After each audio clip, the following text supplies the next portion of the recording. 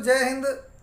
हमने हिंदी पद के विकास का संक्षिप्त परिचय में एक वीडियो डाला था, वो वीडियो अंत में ब्लर हो जाती है, तो हम दोबारा इसी वीडियो का दूसरा भाग हिंदी पद्य के विकास का संक्षिप्त परिचय का दूसरा भाग डाल रहे हैं।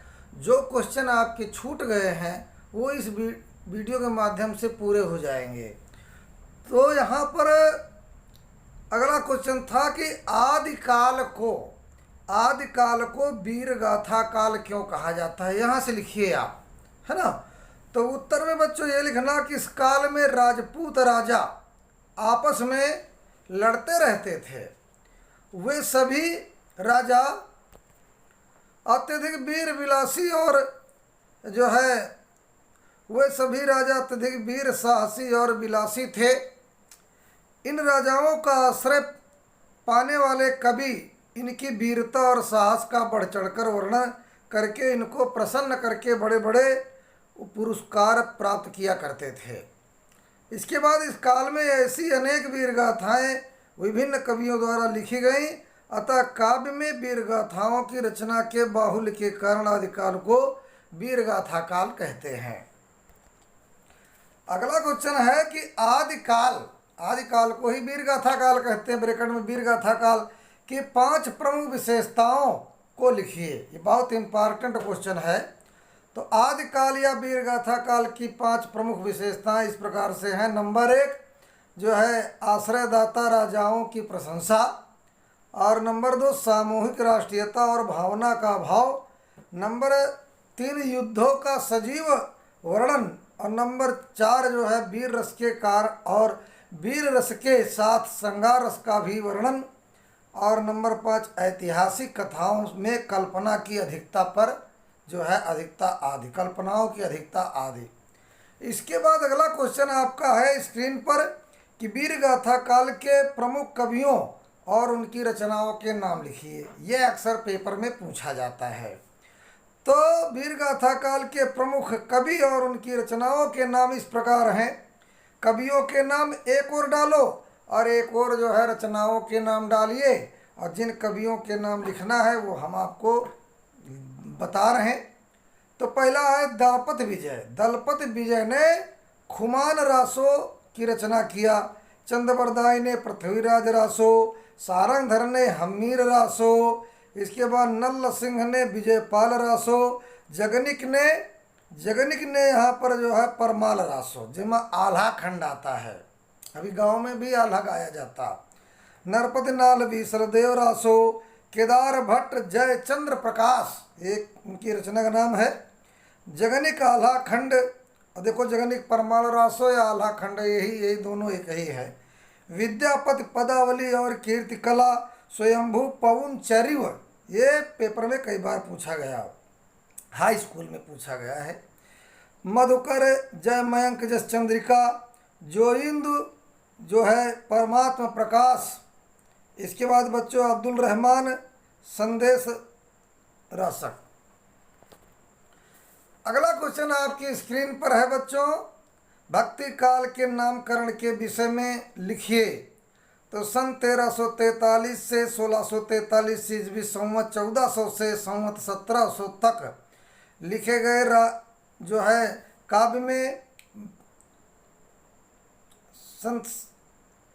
संवत 1400 से संवत 1700, यहाँ देखिए ब्रैकेट में लिख देना। देखो संवत में अगर 57 साल 57 साल घटा दो तो सन बन जाता है ना, और या तो सन में 57 साल जोड़ दो तो वो संवत बन जाता है।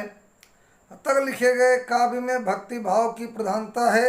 इसी कारण आचार्य रामचंद्र शुक्ल ने इस काल को भक्ति काल का नाम दिया। साहित्य के विकास की दृष्टि से इस काल को पूर्व मध्य काल भी कहा जाता है। इसके बाद भक्ति काल की विभिन्न धाराओं का नामोल्लेख कीजिए। तो भक्ति काल को 2 मुख्य धाराओं से विभक्त किया जाता है।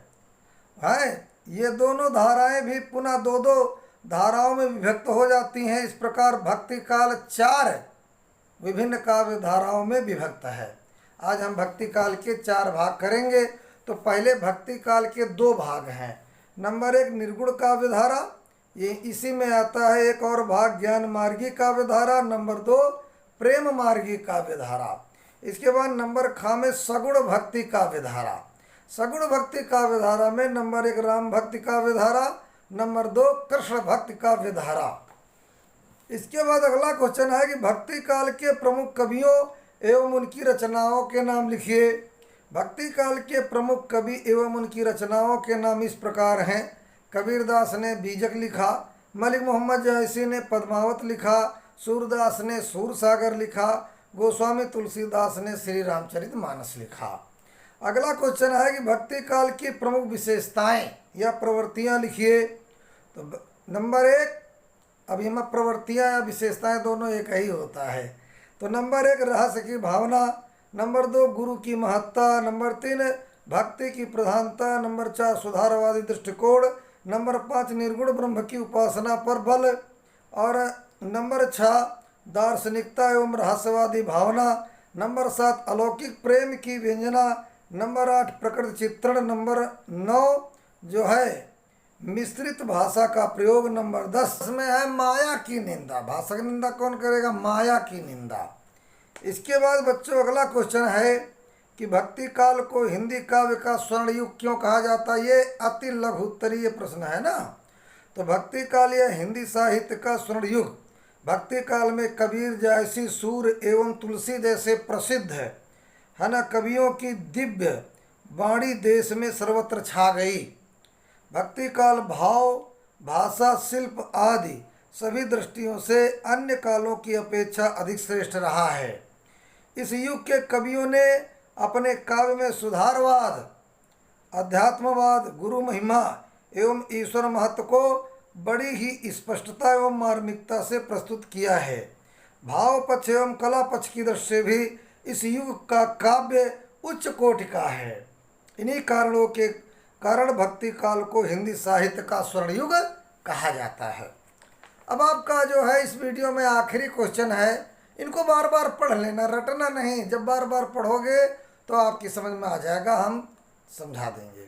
भक्ति काल की निर्गुण शाखा की विशेषताएं लिखिए।